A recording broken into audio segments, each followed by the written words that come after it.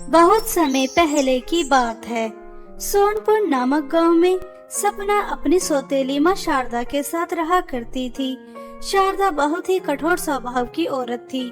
उसकी अपनी एक बेटी थी मोनिका, जिससे शारदा बहुत ज्यादा प्यार करती थी। लेकिन सपना उसकी सौतेली बेटी थी, इसलिए शारदा उसे प्यार नहीं करती थी।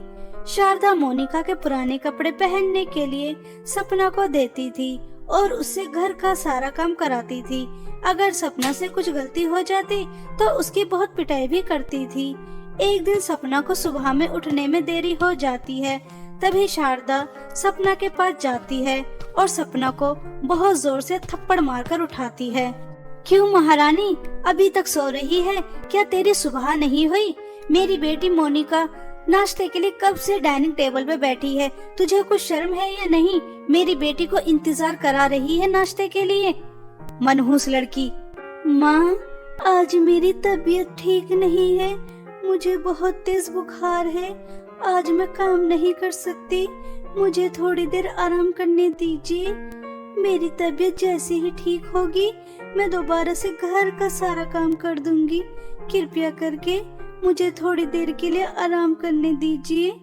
मुझे अच्छी तरह पता है काम न करने के तेरे पास 100 बहाने होते हैं। महारानी बस 24 घंटे आराम करती रहती है। मुझे कुछ नहीं पता तुझे बुखार है या तू सर्दी से कांप रही है। मुझे टाइम पर काम चाहिए। चल मेरी बेटी के लिए नाश्ता बना। ऐसा कहकर शारदा बेचारी सपना से इतनी तेज बुखार में नाश्ता तैयार करवाती और उसके बाद पूरे घर की सफाई करवाती है और गंदे कपड़े भी धुलवाती है। बेचारी सपना करती भी तो क्या करती। पिताजी अक्सर काम के सिलसिले से बाहर रहा करते थे और माँ पहले ही इस दुनिया को छोड़कर जा चुकी थी। बेचारी सपना के आंसू पोंछने वाला कोई नहीं था। ऐसे ही समय बीत रहा था और एक दिन मोनिका अपनी माँ से कहती है, मम्मी जी, आपने सुना है हमारे गांव में एक फैशन शो होने वाला है। मुझे बहुत सुंदर सुंदर ड्रेसेस चाहिए।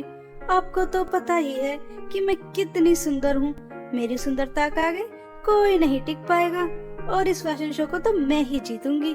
क्यों नहीं मेरी बच्ची, तू जिस ड्रेस पे हाथ रख देगी वो तुझे मिल जाएगी और मेरी बेटी से सुंदर तो कोई हो ही नहीं सकता।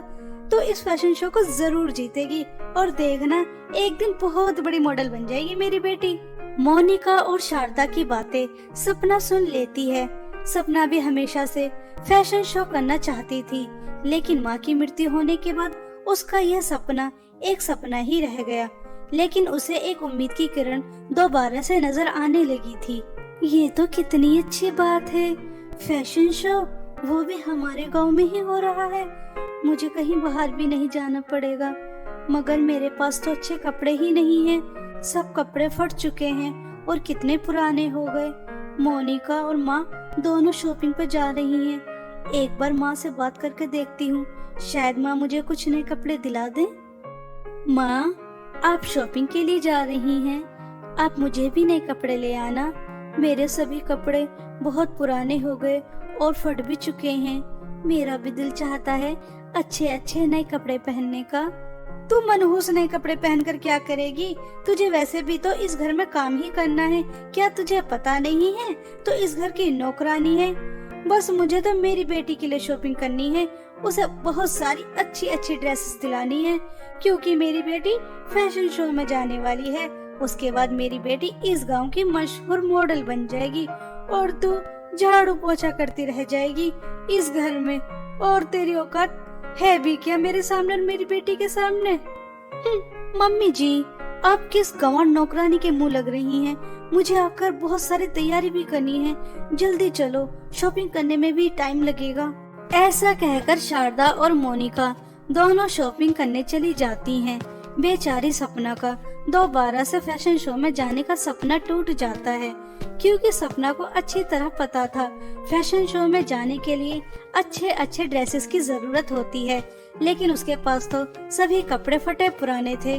वो इस फैशन शो में नहीं जा सकती। माँ, आप मुझे छोड़कर क्यों चली गई? आपको इतनी जल्दी नहीं जाना चाहिए था।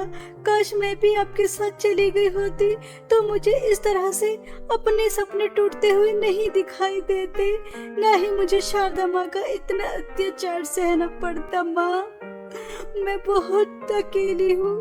पिताजी तो शहर में रहते हैं और यहाँ मैं बिल्कुल जीना नहीं चाहती, मैं मरना चाहती हूँ। मुझे एक उम्मीद की किरण दिखी थी कि मैं फैशन शो में जाकर एक मॉडल बन जाऊंगी और अपने पैरों पर खड़ी हो जाऊंगी, लेकिन मेरा सपना टूट गया। शारदा माँ मुझे नए कपड़े नहीं दिलाएंगी माँ। ऐसा कहकर सपना जोर जोर से रो रही थी।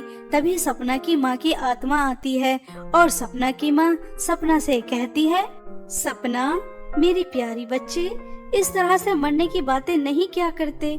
मैं हमेशा तुम्हारे साथ हूँ, मैंने कभी तुम्हारा साथ नहीं छोड़ा। आज मैं तुम्हारी यहाँ मदद करने आई हूँ। तुम फैशन शो में जाना चाहती हो ना, तो मेरी बच्ची तुम जरूर जाओगी और एक मॉडल भी बनोगी। तुम देखना मेरी बच्ची। माँ, आप मेरे पास वापस आ गई। मुझे कुछ नहीं चाहिए, बस मुझे आप चाहिए। अब आप मुझे छोड़कर कभी मत जाना माँ। नहीं सपना बेटा, मैं ज्यादा समय के लिए तुम्हारे पास नहीं आई। बस मुझसे तुम्हारे ऊपर इतना अत्याचार देखा नहीं जा रहा था। मैं नहीं देख सकती थी कि मेरी बेटी का सपना टूटे। तुम्हें एक मौका मिला है फैशन शो में जाने का और एक मॉडल बनने का, तो मैं ये सपना तुम्हारा कैसे टूटने देती। बेटा, मैं तुम्हें एक जादुई सुनहरा लहंगा देती हूँ। माँ, इस जादुई सुनहरे लहंगे से क्या होगा? क्या जादुई सुनहरी लहंगे की मदद से मैं मॉडल बन सकती हूँ? हाँ हाँ, क्यों नहीं, बिल्कुल। इस जादुई सुनहरे लहंगे से तुम जो भी मांगोगी वो तुम्हें मिल जाएगा। इतना कहकर सपना की माँ की आत्मा वहाँ से गायब हो जाती है। सपना जादुई सुनहरी लहंगा देखकर बहुत ही ज्यादा खुश होती है। सपना की आंखें खुशी के मारे चमक उठती हैं। शारदा और मोनिका भी बहुत सारी सुंदर सुंदर ड्रेसेस लेकर आती हैं। ओ मनहूस सपना, कहाँ है? हम शॉपिंग से वापस आ गए, हमारे लिए मैंगो फ्रेश जूस लेकर आ। मम्मी जी, अभी मेरी फ्रेंड नताशा का फोन आया था। नताशा ने मुझे बताया इस फैशन शो के जज अविनाश ठाकुर हैं। इस फैशन शो की जो भी मॉडल बनेगी, उस मॉडल से अविनाश ठाकुर अपने बेटे की शादी कराना चाहते हैं। माँ, कितनी बड़ी न्यूज है, आप जानती हैं? क्या सच में? अगर ऐसा हो गया तो मोनिका बेटा, हमारी लॉटरी लगने वाली है।